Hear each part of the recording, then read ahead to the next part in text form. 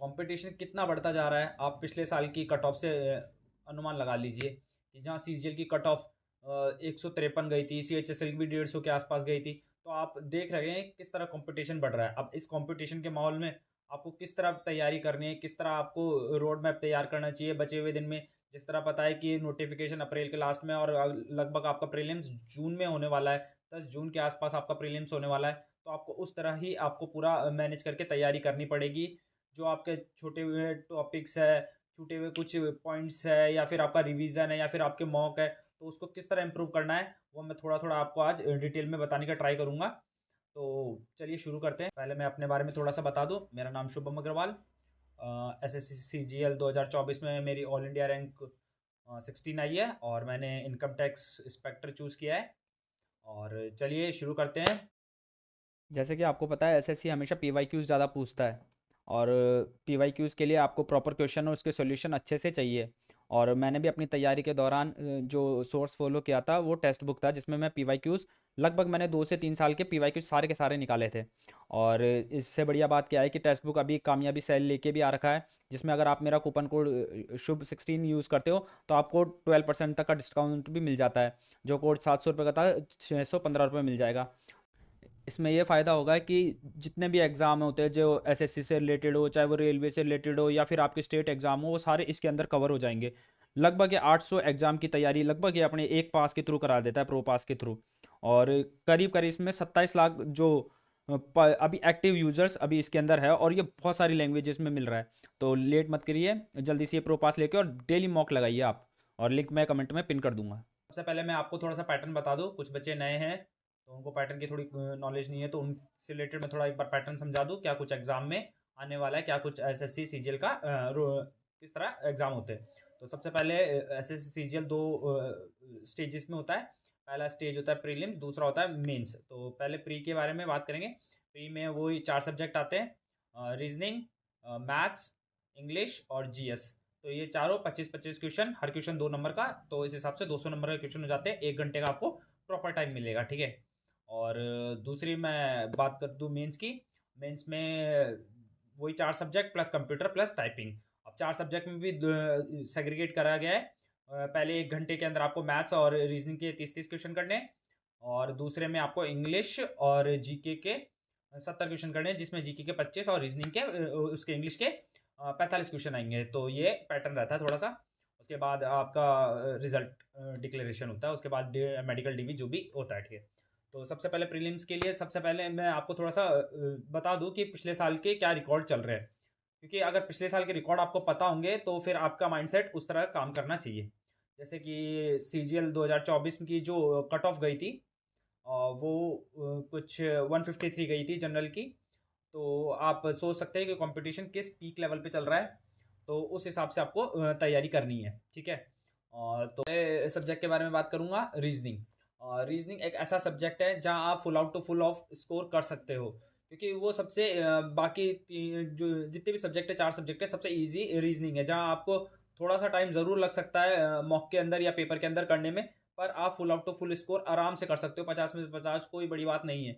और इसमें जो क्वेश्चन पूछे जा रहे हैं एसएससी के, अगर आप लास्ट के 3 से 4 साल के अगर पेपर उठा के देखेंगे तो रीजनिंग कुछ भी हार्ड नहीं आ रही। मतलब ऐसा हो रहा है कि पीवाई की तो आ ही रही है, बाद में बहुत इजी चीज उसमें पूछी जा रही है। तो आपको ज्यादा दिमाग रीजनिंग में नहीं लगाना है। रीजनिंग का अगर आपने एक बार सिलेबस कंप्लीट कर लिया, मानो कि जितने भी टॉपिक है उसको एक बार कर ली, प्रैक्टिस कर ली, तो मेरे को लगता है कि उसमें जो स्कोर इंप्रूवमेंट करना है आप मॉक के थ्रू ही सारा इंप्रूवमेंट कर लेंगे। फिर भी कुछ एक आधे टॉपिक जैसे क्लॉक डायरेक्शन या रिलेशन, तो उसका प्रॉपर वीडियो देख लेना। भूतेश सर, जो उनका कोचिंग है इवन कोचिंग, उनके एक टीचर है, नाम मेरे को भी टीचर का नाम याद नहीं आ रहा। तो आप उनसे कंप्लीट आप रीजनिंग का उनसे पढ़ सकते हैं। अगर आपको लगता है कि तो फिर भी इंप्रूवमेंट नहीं है तो उनका कोर्स वोर्स है, तो जो जाके आप अपने हिसाब से देख लीजिएगा। बाकी रीजनिंग में मेरे को लगता नहीं कुछ बताने लायक कुछ ज़्यादा है, क्योंकि रीजनिंग में बस आपको करना क्या है, 2 चीज़ों पे फोकस करना है। एक तो टाइम और दूसरा सिली मिस्टेक। अगर आप सिली मिस्टेक नहीं करते हैं, कुछ जल्दबाजी भी इतनी भी नहीं करनी। हाँ, एसएससी टाइम का खेल है, पर इतनी भी मत करना कि आप वो 2 नंबर के साथ साथ 0.5 की नेगेटिव मार्किंग भी कर दे। तो थोड़ा सा सोच समझ के करना है। प्लस आपको टाइम मतलब जो क्वेश्चन को जितना लिमिटेड टाइम होता है, जितना उसका फिक्स टाइम है कि वो 30 सेकंड में होना चाहिए, तो 30 सेकंड में कर रहे हैं आप, 2 मिनट में करके वो क्वेश्चन खुश हो रहे हैं कि मेरा वो सही हो गया, लेकिन आपका वो सही जरूर हो गया, लेकिन उसके कारण आपके दूसरे क्वेश्चन पे उसका इम्पैक्ट पड़ेगा। तो रीजनिंग में इससे ज़्यादा कुछ नहीं करना है। रीजनिंग चाहे प्री हो चाहे मेंस हो, मेंस में फिर भी थोड़े बहुत स्टेटमेंट के क्वेश्चन आते हैं, वो थोड़ा सा आपको दिक्कत में डाल सकते हैं, पर प्री के लिए मैं बात कर रहा हूँ, प्री में इससे ज़्यादा कुछ नहीं करना है, प्री में इतना ही रखना है अपने अपने रीजनिंग को। Now I am talking about another subject. मैं बात कर रहा हूँ मैथ्स की। मैथ्स इसलिए ले रहा हूँ मैं कि मैथ्स में क्या है कि आपको सबसे पहले ना बच्चों को बहुत डाउट ये आ रहा है कि मैथ्स में ना स्कोर है ना ऊपर नीचे हो रहा है। रीज़न ये मैं बताना चाहूँगा, या तो उन बच्चों का सिलेबस कंप्लीट नहीं है, या फिर उन बच्चों के जो PYQs है वो सॉल्व नहीं है, और बच्चे जब नई क्वेश्चन देखता है, नया पैटर्न देखता है, नया उसमें जो लैंग्वेज होता है वो देखता है, तो वो घबरा जाता है। तो आपको करना क्या है मैथ्स में, सबसे पहले जितने भी टॉपिक्स हैं ना उनको अच्छे से पढ़ो, अच्छे से उनके नोट्स बनाओ। अगर नोट्स अगर अच्छे से बने हुए हैं तो उनका रिवीजन अच्छे से करो। रिवीजन एक एक जो उनके टीचर्स ने जो भी जहाँ से भी वो पढ़ के आए उसका प्रॉपर नोट्स बनाए होंगे, तो उसको एक एक लाइन उसको समझो। उसके जो भी कुछ नया कुछ आता है मेथड, तो उससे रिलेटेड कम से कम 4-5 क्वेश्चन तो लगाओ एटलीस्ट। जितने भी PYQ है वो तो सॉल्व करो, कम से कम लास्ट के 3 से 4 साल के अगर आप PYQ अच्छे से सॉल्व कर लेते हैं, अच्छे से उनको समझ लेते हैं कि अगली बार वो क्वेश्चन आते हैं और आप फिर उसमें गलती नहीं करते, तो मेरे को लगता नहीं मैथ्स में भी कहीं स्कोर रुकेगा। फिर भी मैं मानता हूँ कि 25 में से 22-23 क्वेश्चन तो आपको मैथ्स में आने चाहिए, अगर आपने लास्ट के PYQ अच्छे से लगाए, आपने अच्छे अच्छे सारे टॉपिक अच्छे से पढ़े हैं। और प्री का तो वही सेम चीज़ है कि जितने भी क्वेश्चन आ रहे हैं ना आज के टाइम पे, एसएससी का पूरा पेपर PYQ बेस आ रहा है। अगर मानो 100 क्वेश्चन आ रहे हैं तो 70 से 75 क्वेश्चन PYQ बेस आ रहे हैं, और 70 से 75 क्वेश्चन आप कर आते हो तो आपका प्री कोई नहीं रोक सकता, चाहे आप कोई सी भी कैटेगरी में, चाहे UR से, OBC से, SC ST किसी से भी हो, अगर आपको इतना कुछ आता है तो मेरे को लगता नहीं कि आपका स्कोर कोई मैथ्स में रोक सकता है। तो मैथ्स क्या ओवरऑल सब कंप्लीट में कोई रोक सकता है। तो मैथ्स में आपको करना क्या है, फिर मैं एक बार थोड़ा सा और डिटेल में बता दूं। सबसे पहले आपको सिलेबस कंप्लीट करना है, सारे सिलेबस के जितने भी क्वेश्चन है सिलेबस, मतलब जैसे आज आपने प्रॉफिट लॉस पढ़ा तो प्रॉफिट लॉस पूरा टॉपिक आपने अगर लिखा हुआ है तो उसको पूरा पढ़ना है अपने नोट से। फिर उसके बाद 50 या 100 क्वेश्चन उसके लगा ले। ऐसे भी करना है कि जैसे वो क्वेश्चन कुछ ऐसे क्वेश्चन होते हैं जो रिपीट होते रहते हैं, तो अगर आपने उस पैटर्न का एक क्वेश्चन लगा लिया तो उस पैटर्न के 1-2 क्वेश्चन लगा के और बार बार में आए तो उसको स्किप करो। और एक टाइम ऐसा आएगा कि आपको होने लग जाएंगे सारे क्वेश्चन, तो फिर आप छोड़ देना उस टॉपिक को। अगर 100-50 क्वेश्चन के बाद और भी क्वेश्चन हो, जैसे किसी किसी टॉपिक में 200-300 क्वेश्चन भी होते हैं, लेकिन आपको ऐसा लगता है कि 100-150 क्वेश्चन के बाद वो रिपीट ही हो रहे, सेम पैटर्न ही चल रहा है, सब कुछ आ रहा है आपको और क्वेश्चन बन रहे हैं, तो छोड़ देना, फिर नए टॉपिक में चले जाना। तो सबसे पहले क्या सिलेबस, फिर उसका टॉपिक से रिलेटेड क्वेश्चन, फिर PYQs, लास्ट के जितने भी 3-4 साल में PYQs हो रहे हैं उसको लगाइए। और जो टॉपिक आपका वीक है उसके ज़्यादा PYQs, ज़्यादा सेक्शनल मॉक, मतलब उस टॉपिक से रिलेटेड ज़्यादा क्वेश्चन करिए। मैथ्स में अगर इतना कर लेते हैं तो चाहे वो प्री हो चाहे मेंस हो, वहाँ आपका स्कोर कोई नहीं रोक सकता। प्री में फिर भी एक मतलब मेंस में कुछ नए टॉपिक्स भी ऐड होते हैं, 3D ज्योमेट्री, प्रोबेबिलिटी, स्टैटिक्स, तो उसका आप मेंस के लिए अगर लास्ट में जैसे 2-3 महीने मिलते हैं तो वहाँ भी अगर तैयारी करेंगे तो वहाँ काम हो जाएगा। तो प्रीलिम्स में इतना ये जो 3-4 टॉपिक मैंने बताया वो नहीं आते, तो इतना आप मैथ्स में लेके कर लीजिए, मैथ्स के लिए स्कोर बूस्टर हो जाएगा। बस हाँ, मैथ्स में वही सेम कुछ शॉर्ट ट्रिक्स अगर बनती हैं, देखो क्या होता है कि आप जब एग्जाम में बैठते हैं ना तो वो शॉर्ट ट्रिक्स दिमाग में आती भी नहीं है, और कभी कभी जैसे 18 पंजे 90 होता है तो 90 भी याद नहीं आएगा, और कुछ शॉर्ट ट्रिक जैसे 9 का रूल होता है तो वो 9 का रूल भी वहाँ याद नहीं आएगा, और लगेगा नहीं यार मेरा क्वेश्चन गलत हो सकता है, तो मैं बेसिक से करूँ। तो बेसिक आपका स्ट्रॉन्ग होना चाहिए, बेसिक जितना स्ट्रॉन्ग होगा उतना ही आपका स्कोर में इंप्रूवमेंट होगा, कॉन्फिडेंस आता है कि हाँ भाई मैंने बेसिक से करा है तो मेरा आंसर तो गलत हो ही नहीं सकता। तो मैथ्स में इतना कर लीजिए, बहुत इनफ है। Now I am talking about another subject, English. English में क्या क्या, देखो प्रीलिम्स के हिसाब से बताऊंगा, केवल प्रीलिम्स के बारे में भी मैं कंप्लीट बात कर रहा हूँ। मेंस से रिलेटेड वीडियो मैं आने वाले टाइम पे बनाऊंगा, और शायद अगली वीडियो ही मैं बना दूं, क्योंकि रीज़न ये है कि मैं मेंस की वीडियो मेरे चैनल पे काफ़ी टाइम से लोग डिमांड कर रहे हैं, पर मैं बना नहीं पा रहा था, रीज़न रिजल्ट था। एक बार रिजल्ट आ जाए तो थोड़ा था, पर ये प्रीलिम्स के बाद अब मैं मेंस की अगली वीडियो मेंस की ही बनाने वाला हूँ, फिर सब्जेक्ट वाइज भी बनाऊंगा, ठीक है। तो सबसे पहले बात करते हैं इंग्लिश में वोकैब की। मैंने एक रील भी डाली है, black book is enough for the vocab. आपको ब्लैक बुक के ना जो जो मैंने बताया वो सब कुछ आपको देखना है, रील देख लेना, इसके बाद मैंने एक शॉर्ट्स डाला है वो देख लेना, ठीक है। दूसरा उसका ग्रामर पोर्शन के लिए आपको नीतू सिंह मैम की जो पिनैकल है वॉल्यूम 1 वो पूरा अच्छे से फॉलो करो, उसमें एक एक टॉपिक पढ़ लो, ठीक है। जो बुक से पढ़ सकता है वो बुक से पढ़ लो, और जिसको लगता है कि मेरे को वीडियो देखने हैं तो फिर वो अमन सर को फॉलो कर सकता है। अमन सर का पूरा मैं ट्राई करूँगा कि जो उनका एक प्लेलिस्ट है अमन सर की, क्वेश्चन से रिलेटेड भी है और एक पूरा टॉपिक वाइज भी है, जिसमें उन्होंने वर्ब, नाउन, प्रोनाउन सब कुछ अच्छे से समझा रखा है, तो उसकी भी एक प्लेलिस्ट और उनसे रिलेटेड क्वेश्चन की भी एक प्लेलिस्ट मैं अपने इसके कमेंट में डाल दूंगा, तो आप वो पूरा कंप्लीट देख लेना कि आपको जो भी टॉपिक वीक लगता है या आपके सारे टॉपिक वीक है तो सब एक एक वीडियो देख के और एक एक सोल्यूशन कर लेना। उसके बाद आपको करना क्या है, जैसे आज नाउन उठाया तो उससे रिलेटेड 50 कोई प्रीवियस ईयर बुक ले लो, कोई पिनाकल वगैरह या किरण वगैरह, पिनाकल क्या बोल रहा हूँ, हाँ पिनाकल ही होती है शायद, है ना। तो उनसे रिलेटेड 150 क्वेश्चन अगर आप हर टॉपिक से रिलेटेड लगा लेते हैं, क्योंकि ये क्या है PYQs बुक है, तो इसमें क्या है कि एसएससी जो पूछ रहा है ना PYQs, वो सारे के सारे इसमें दे रखे कि भाई 2024 में सीजीएल में ये आया, CHSL में ये आया, तो ये सब इन्होंने सिस्टमेटिक तरीके से दे रखे, तो आप आराम से वहाँ से स्कोर इम्प्रूवमेंट कर सकते हैं। तो ये दोनों चीज़ हो गई। और बाद में थोड़ा सा अगर मैं एक चीज़ और आपको ऐड करना चाहूँगा, जैसे अभी मेंस की बात करते हैं, जो प्री तो चलो आपको इन दो चीज़ों से लगभग हो जाएगा, इतना मेरे को लगता नहीं कि प्री में इससे ज़्यादा कुछ आता है। कुछ एक वो आते हैं पैराजम्बल्स, मतलब थोड़ा बहुत आते हैं, वो मैं उसके रिलेटेड बता रहा हूँ। तो आपको क्या है, इंग्लिश एक ऐसा सब्जेक्ट है जिसमें प्री और मेंस दोनों साथ में लेके चलना पड़ेगा। रीज़न ये आता है कि प्री के बाद 2 महीने का टाइम बचता है और उसमें इंग्लिश इतना इंप्रूव करना थोड़ा मुश्किल होता है, मेरे को जहाँ तक लगता है। तो आपको क्या करना है, साथ के साथ आपको है ना इंग्लिश को है ना कॉम्प्रिहेंशन को भी साथ में स्ट्रॉन्ग करना पड़ेगा। उसके लिए आपको एडिटोरियल पढ़ना पड़ेगा, उसके लिए आपको कोई ना कोई न्यूज़ के आर्टिकल अगर लगता है कि वहाँ से मेरे को इंप्रूवमेंट, कोई भी इंटरेस्टिंग चीज़ है जो आपको, जैसे किसी का क्रिकेट इंटरेस्ट है, कि कुछ ऐसा जिसको है ना बॉलीवुड में, तो जो पॉलिटिक्स में जिसका भी जो लगता है कि उसमें मेरे को थोड़ा इंटरेस्ट है, तो उससे रिलेटेड आपको इंग्लिश में आपको या तो पढ़ना पड़ेगा या सुनना पड़ेगा, जिससे कि आप एक एनवायरनमेंट में रहे, जिससे कि आपके थोड़ा सा माइंड है ना थोड़ा सा खुले इंग्लिश को लेके, कि हाँ भाई कल को रीडिंग जैसे कुछ आता है, क्लोज टेस्ट आता है जिसमें फिलिंग द ब्लैंक्स आते हैं, तो आप क्या जल्दी जल्दी उसको पढ़ेंगे ना, तो आपने अगर थोड़ा सा माइंड पहले से पढ़ रखा होगा ना, तो आपको थोड़ा सा फील भी हो जाएगा 4 वर्ड में से कौन सा हो सकता है। फिर पॉजिटिव नेगेटिव उसमें देखना पड़ता है कि ये वर्ड पॉजिटिव है, ये नेगेटिव है, और जो टोन के हिसाब से मांग रहा है वो पॉजिटिव है नेगेटिव, उसमें आप पुट करके देखते हैं। फिर आपको 4 में से अगर 2-3 की स्पेलिंग का अर्थ भी पता है और एक का नहीं पता, तो फिर वहाँ से भी आप खेल सकते हैं। तो इस तरह आपको स्कोर बूस्ट करने के लिए इंग्लिश में ये सब करना पड़ेगा, ठीक है। तो मेनली ये है कि इंग्लिश का कॉम्प्रिहेंशन इंप्रूव करना है ना, तो आपको रीडिंग सबसे ज़्यादा अच्छे से मतलब सबसे अच्छे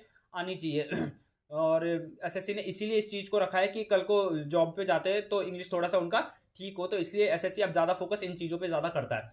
तो मेंस में तो मेनली यही चीज़ें ज़्यादा आती है, तो इसको आप इम्प्रूव करके रखना, ठीक है। तो मैंने क्या बताया, वोकेब के लिए ब्लैक बुक, ग्रामर के लिए आपको नीतू सिंह मैम की बुक या फिर अमन सर का जो प्लेलिस्ट है, या तो उनका कोर्स परचेज कर लीजिए, वैसे ज़्यादा टाइम बचा नहीं है। अगर आपके नोट्स है तो उसको रिवीजन करिए और PYQs लगाइए, तो वहाँ से आपका स्कोर बूस्ट होगा। और सेक्शनल मॉक लगाते रहिए, अगर लगता है कि इस टॉपिक से रिलेटेड, जैसे चारों सब्जेक्ट में मेरा इंग्लिश थोड़ा वीक है, तो उसके सेक्शनल मॉक हर दिन लगाइए। और मॉक तो जैसे जो कंप्लीट मॉक है वो तो आपको डेली लगाना है, तो इंग्लिश में इतना कर लीजिए। और कॉम्प्रिहेंशन का मैंने बता ही दिया कंप्लीट। एडिटोरियल वगैरह, एडिटोरियल आपको नहीं पता तो मैं बता दूँ तो इंग्लिश माध्यम का एडिटोरियल आता है, निमिषा मैम कराती है एडिटोरियल, तो और 2-4 टीचर और भी कराते हैं। तो जहाँ से भी आपको अच्छा लगे 1-2 दिन क्लासें लीजिए और वहाँ से अपना इंग्लिश इंप्रूव करिए। नाउ द लास्ट सब्जेक्ट जो कि सबसे मेन है, जो आपकी रैंक भी ला सकता है, जो सब कुछ ब्लंडर भी कर सकता है, जो बच्चे सेलेक्ट हो रहे हैं इस बार और जो नए सेलेक्ट हो रहे हैं उनके बीच में जो मेन डिफरेंस आ रहा है, वो केवल एक सब्जेक्ट की बात कर रहा हूँ मैं, दैट इज़ जीके। जीके जो बिल्कुल चेंज कर देगा आपका, बिल्कुल ये मान लो कि आप यहाँ पर हो और यहाँ ले जाएगा आपको, जीके ऐसा सब्जेक्ट है। तो जीके के लिए आपको बेसिकली करना क्या है, सबसे पहले आपका सिलेबस कंप्लीट होना चाहिए। सिलेबस आज के पहले क्या होता था कि जीके केवल प्री में आती थी, मेंस में मैथ्स और इंग्लिश आती थी, तो लोग कहते थे जीके नहीं भी पढ़ेगा तो भी काम चल जाएगा, कि भाई जीके में 15-20 नंबर आ जाए, तो इतने ही नंबर आते थे पहले के टाइम जीके में। लेकिन फिर ऑब्वियसली 2022 में पूरा का पूरा पैटर्न चेंज हुआ।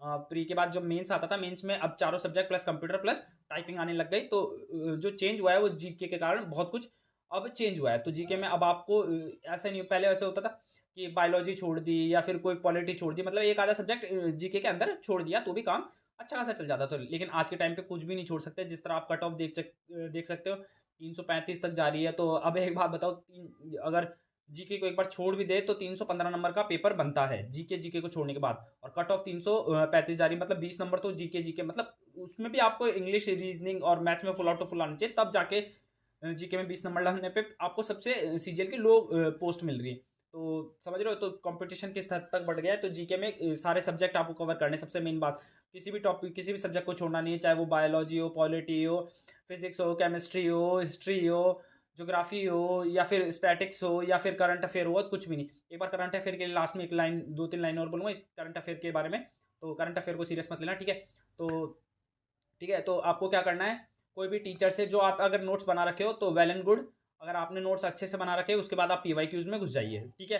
वो बच्चे जिन्होंने केवल नोट्स बना रखे प्रॉपर, कोई भी टीचर से पढ़े हो, चाहे वो ऑनलाइन पढ़े ऑफलाइन किसी से भी पढ़ रखे हो, आपको लगता है कि कंप्लीट सोर्स है ये, और आप पीवाईक्यू लगा रहे हो, और पीवाईक्यू के 25 क्वेश्चन में अगर आपके 16-17 क्वेश्चन, 15-16 क्वेश्चन, एटलीस्ट 15-16 क्वेश्चन उस आपके जो नोट्स है उससे अगर कवर कर रहे हैं, तो आप और सब चीज़ों को भूल के केवल इसी में घुस जाइए। और 3-4 साल के लास्ट में जितने भी एग्जाम हुए, चाहे वो SSC CGL हो, CHSL हो, MTS हो, CPO हो, फेज का एग्जाम हो, और GD हुआ, तो इनके लास्ट के 3 से 4 साल के आप पीवाईक्यूज निकाल दो। मेरे को लगता है जीके में इससे ज़्यादा कुछ आपको करना नहीं है, इतना कर लीजिए। अगर आपके, मैंने क्या कहा, 25 में से कम 15 से 16 क्वेश्चन होने चाहिए। अगर आपके नहीं है ये सब, क्योंकि जीके भी पीवाईक्यू भी बेस आ रहा है मेनली, अगर आपके इतने नहीं हो रहे, आपके सिलेबस से अगर इतने नहीं हो रहे, तो जीके में आप पीछे हो, सीधी सी बात मैं बोल देता हूँ। अब आपको जो नए बच्चे या फिर जो नहीं कर पा रहे जीके में स्कोर, उनको क्या करना है, उनको अगर उनको बुक से पढ़ना है, तो जिस तरह लोग रिकमेंड करते हैं, मैंने वैसे पढ़ा नहीं है कभी भी, लूसेंट आप पढ़ लीजिए, उसके बाद आप पीवाईक्यूज लगाइए, कुछ नए क्वेश्चन बने तो उसको लिख लीजिए कॉपी में, उसका रिवीजन करते रहिए, ये ठीक है। और कुछ को जिसको वीडियो शॉर्ट्स फॉलो करना है, तो वो मैं ऑलवेज एक ही टीचर का नाम रिकमेंड करूंगा, दैट इज़ परमार सर। मेरे को लगता नहीं कि परमार सर से बेस्ट कोई और टीचर अभी, मतलब मैंने तो नहीं देखा है अभी, और मैंने भी डाई हार्डली उनको ही फॉलो करा है कि जीके में मेरे को अगर स्कोर बूस्ट करना है, तो मैंने और किसी टीचर को देखा नहीं। हाँ, जब परमार सर के बारे में मैंने नहीं सुना था, उससे पहले मैंने नवीन सर को देखा था, रोजगार विद अंकित नवीन सर, उनकी मैंने स्टैटिक की जो प्लेलिस्ट है, शायद उन्होंने दिसंबर में कराई थी 2022 या 23 में, तब मैंने उस सीरीज को फॉलो करा था, और स्टैटिक्स मेरा वहाँ से इंप्रूव हुआ था, मैं क्यों, है ना। उसके बाद परमार सर वो मैंने फॉलो किया, क्योंकि रीज़न ये था मेरे वहाँ से वहाँ स्विच करने में, कि परमार सर जो करवाते थे वो पीवाईक्यू बेस 25 क्वेश्चन लेते थे, पीवाईक्यू उनकी सीरीज चलती है, उनकी नेटो सीरीज चलती है, ठीक है। मैंने पीवाईक्यू बेस उनकी सीरीज जब देखी, तो मेरे को लगा कि हाँ, मेरे को खुद को उस टाइम भी 2-3 साल हुए थे तैयारी करते हुए, तो मेरे को लगा कि हाँ भाई, ये तो प्रॉपर बेस जो क्वेश्चन आते हैं उसी हिसाब से उनका चल रहा है। तो मैंने क्या करा, परमार सर की वो देखना स्टार्ट करा, और जो 25-25 क्वेश्चन करा के जो पीवाईक्यू सीरीज चलाते थे, पीवाईक्यू सीरीज मैंने 2 भी देखी, 3 भी देखी, 4 भी देखी। रिवीजन के तो मैंने पीवाईक्यू जो सीरीज 2 थी वो पूरा लिखा, उसको पूरा मतलब समझा, रिवीजन किया। लेकिन जब वो 3 और 4 आए, तो क्या था, थोड़ा रिपीटेशन था, कुछ जो नए क्वेश्चन बन रहे थे वो थे, तो जो नए थे वो मैं लिखता था, जो पीवाईक्यू बेस 2 से जो रिलेटेड थे 3 में, तो वो मैं लिखता था, केवल वो रिवीजन तौर पे लेता था, और वहाँ से मेरी जीके थोड़ी स्ट्रांग हुई, और उसमें आप देख सकते हैं मेरा स्कोर इस बार मीन्स में 48-50 के अप्रॉक्स आया है, और प्री में भी स्कोर मेरा आप देख सकते हैं। तो ये रीज़न था कि जीके आपको, देखो जीके में ऐसा होता है कि आप 25 में से 25 तो कर भी नहीं सकते उसमें, क्योंकि 2-4 रीज़न रहते हैं। पहला रीज़न ये रहता है कि जीके इनफाइनाइट है, कुछ भी पढ़ो कल को फिर भी कुछ आ जाता है, कुछ पढ़ो फिर भी। और उसके करंट अफेयर का मतलब होता है लास्ट के 6 महीने या साल भर का देना, लेकिन जी आपको पता है SSC कब देता है, 3 साल पुरानी, 2 साल पुरानी, उसको हिस्ट्री बोल दो, करंट अफेयर बोलने की जरूरत नहीं है। तो जीके में आपको इतना करना है कि उनकी पीवाईक्यू सीरीज आने वाली भी है, उसको फॉलो कर लो, जब तक नहीं आ रही तब तक आपके जो सिलेबस में जो आपने पढ़ रखा है उसका रिवीजन करो, बेस्ट है। कुछ टॉपिक छूट गए तो उसको कवर करो जब तक नहीं आ रही है, और आपको लगता है कि ये सब कुछ कवर है, तो पीवाईक्यू सीरीज 3, 4, 2 जो आपका मन करे, जिसमें भी आपको लगे कि लेटेस्ट करोगे तो ज़्यादा फायदा ये होगा कि लेटेस्ट में लेटेस्ट क्वेश्चन भी आ जाएंगे, तो आप उस हिसाब से जीके को पूरा कर सकते हैं। तो लास्ट में मैं और कंसाइज वे में बता दूं, पूरा ब्रीफ बता दूं, तो जीके में आपको करना क्या है, अगर आपका सिलेबस कंप्लीट है तो आपको पीवाईक्यूज करने हैं, नहीं है वीडियो सॉल्यूशन चाहिए तो परमार सर को फॉलो कर सकते हैं, उनका पूरा कोर्स परचेज करना है तो कर लो। बाकी अभी जैसे कि 100 दिन बचे हैं, 100 दिन भी नहीं बचे अब तो, मुश्किल से 70-80 दिन बचे होंगे, तो वो सब आपको फॉलो करना है जीके के लिए। चलिए, मैंने चारों सब्जेक्ट के बारे में आपको ब्रीफ में समझा दिया है कि क्या कुछ फॉलो करना है। उसके बाद अब वैसे मैं एक एक सब्जेक्ट को लेके भी पूरा पोस्टमार्टम करूंगा, एक एक सब्जेक्ट को, मैथ्स से क्या करना है, मैथ्स में और क्या इंप्रूवमेंट कर सकते हो, मैथ्स में कौन से टॉपिक का कितना वेटेज है, वो सब मैं लेके आने वाला हूँ कि एक एक टॉपिक, एक एक सब्जेक्ट को लेके पूरा पोस्टमार्टम करेंगे कि आपको कहाँ स्कोर कम हो सकता है, कहाँ आपको सिली मिस्टेक हो रही है, वो सब मैं लेके आऊँगा। पर अभी मैं एक बार पूरा रोड मैप बता दूँ आपको कि CGL 2025 में आपको क्या क्या करना है। तो मैंने चारों सब्जेक्ट से रिलेटेड सब कुछ बता दिया है। इसके प्लस अब जो मैं बताऊंगा वो भी आपको बहुत ज़्यादा ध्यान रखना है। पहली चीज़, आपको रिवीजन करते रहना है, टाइम टू टाइम रिवीजन करते रहना है। रिवीजन, आप नोट्स बनाते जा रहे रिवीजन नहीं कर रहे, तो वो नोट्स रद्दी के बराबर है, उसको आप रद्दी में जाके बेचिए, ये कोई काम के नहीं है। लेकिन आपको रिवीजन तो करना ही करना है। रिवीजन जो होगा वो आपका सिलेक्शन करवाएगा, ठीक है। रिवीजन, मान लो जैसे सिलेबस हो गया 30%, रिवीजन हो गया 30%, अब आपके मॉक 30% में देता हूँ, तीनों को 30-30-30 देता हूँ, और 10% आपकी किस्मत को देता हूँ आपके सिलेक्शन के लिए, सीधी सी बात है। मॉक को मैं 30% इसलिए दे रहा हूँ कि मॉक ना केवल आपको स्कोर को बता रहा है, आपकी करंट सिचुएशन को बता रहा है कि आप कहाँ एग्जिस्ट करते हैं, कि आपके स्कोर कितने आ रहे हैं, वो प्लस रिवीजन भी करवाने में आपकी हेल्प होता है। क्या होता है कि अब हमने एक टॉपिक पढ़ा, उसके रिलेटेड क्वेश्चन लगा लिए, दूसरा टॉपिक पढ़ा, उससे रिलेटेड क्वेश्चन लगा लिए, लेकिन ऐसा होता है कि जो पहले टॉपिक के होते हैं वो थोड़ा भूलने लगते हैं। तो फिर वो क्या होता है, वो उसको इंप्रूव करता है मॉक। मॉक में क्या है, उससे रिलेटेड एक ना एक आधा क्वेश्चन आता है, तो उससे आपको क्या है, पूरा टॉपिक आपको दिमाग में चलता रहता है कि हाँ, उस टॉपिक से रिलेटेड मैंने ये पढ़ा था, ये पढ़ा था, सब कुछ मॉक से जब उसका एनालिसिस करते देने के बाद, तो वो सब आपके दिमाग में आना चाहिए। तो मॉक इसलिए है कि एक तो आपको किस सब्जेक्ट में कितना टाइम लग रहा है, कि जीके में मेरे को 5 मिनट लग रहे हैं, रीजनिंग में मेरे को 10 से 15 मिनट लग रहे हैं, और इंग्लिश में मेरे को लगभग 10 मिनट लग रहे हैं, और मैथ्स में बाकी टाइम में दे रहा हूँ आधा घंटा लगभग। तो मॉक ये आपको पूरा इंप्रूव करने में हेल्प करता है। तो क्या होता है कि जैसे आपने पहला मॉक दिया, तो ऑब्वियसली पहला मॉक जब आप दोगे तो वो ऑब्वियसली 1 घंटे के अंदर नहीं होगा, किसी भी बच्चे से नहीं होता। कम से कम जब वो 10-20 मॉक लगा लेता है, तब उसको दिमाग में आता है कि हाँ, मेरे को इस स्ट्रैटेजी से करना है, तो मेरा पूरा मॉक कवर हो रहा है। जो उसमें चाहे आपको 10 मॉक लग जाए, 20 लग जाए, किसी को 50, किसी को 100 भी लगते, तो ये आपको पैटर्न समझना पड़ेगा कि 1 घंटे के अंदर अंदर मेरे को पूरा मॉक किस तरह हैंडल करना है, किस तरह। कोई जैसे अभी इजी मॉक आ गया तो आप वहाँ पे जल्दी जल्दी कर लोगे, आपको एक कॉन्फिडेंस आ जाएगा। लेकिन वहीं पे अगर एक हार्ड मॉक आ गया जिसमें क्वेश्चन अच्छे खासे बने हुए हैं, तो आप क्वेश्चन में फंस जाएंगे, तो ऑब्वियसली आपका 1 घंटे के अंदर नहीं होगा। तो मॉक आपको अलग अलग तरह के देने चाहिए, चाहे वो ऑलीवुड का दे रहे हो, चाहे आप टेक्स्ट बुक का दे रहे हो, द पंडित का दे रहे हो, आरबी करके सर का दे रहे हो, या फिर गगन प्रताप सर का दे रहे हो, तो जिसका भी दे रहे हो मॉक, तो अलग अलग पैटर्न के देने चाहिए। कम से कम 2 से 3 पैटर्न आपको, 2 से 3 जो वो है सेंटर्स के, उसके मॉक आपको देने चाहिए। मेरे को जहाँ तक लगता है, मैंने खुद ने भी जो जो मैंने बताया नाम, मैंने सबके मॉक दिए, लाइव मॉक जितने आते थे मैं सब देता था। रीज़न ये था कि मैं अलग अलग सोर्सेज फॉलो करता था, कि कल को अगर जो मेरा एग्जाम है वो इस लेवल का आ गया तो क्या करना है, इस लेवल का आ गया तो क्या करना है, इस लेवल का आ गया तो क्या, ईजी आ गया तो हार्ड, मतलब सब कुछ मैं अपने आप को पूरी तरह से प्रिपेयर करके चल रहा था। क्योंकि मैंने जो 2022 का दिया था, 2023 का प्री मेंस दिया था, मेंस मेनली बात करूंगा, तो वहाँ ब्लंडर ये हो गया था कि 2023 के स्टार्टिंग में ऐसे क्वेश्चन आ गए थे जो थे इजी, लेकिन उनकी लैंग्वेज थोड़ी सी हार्ड थी, और मैं वहाँ फंस के रह गया, और वहाँ से मेरा कॉन्फिडेंस लो हो गया। तो मेरा स्कोर नहीं बन पाया, क्योंकि स्टार्टिंग मैथ्स थी मेंस में, और वहाँ पे 4-5 क्वेश्चन स्टार्टिंग के ऐसे आ गए जिसमें लैंग्वेज थोड़ी सी हार्ड थी, क्वेश्चन बहुत ईजी थे, लेकिन मैं लैंग्वेज के चक्कर में फंस गया, और वहाँ मेरे मॉक थोड़ी सी, मतलब एज कम्पेयर टू प्री के मेंस के मॉक थोड़े कम दिए थे, तो मेरा थोड़ा सा दिमाग घूम गया। और इसी बार कंपेरेटिवली इस बार मैंने जब दिया, तो मेरा लगभग 40 मिनट के अंदर पूरा मैथ्स रीजनिंग कंप्लीट कर दिया था, और जो थोड़े बहुत डाउट थे वो मैंने लास्ट के 20 मिनट में मजे से आराम से करे।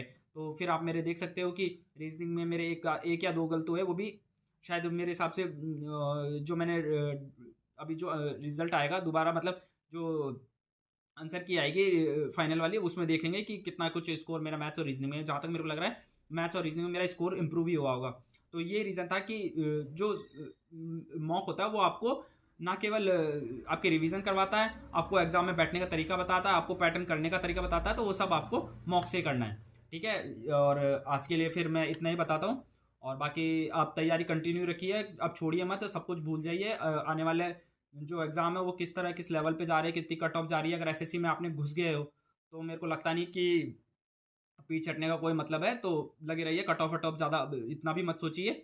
बस अगर आप लगातार मेहनत करते रहेंगे, लगातार मॉक पूरा पेपर रिवीजन सब कुछ करते रहेंगे, तो सिलेक्शन से आपको कोई नहीं रोक सकता।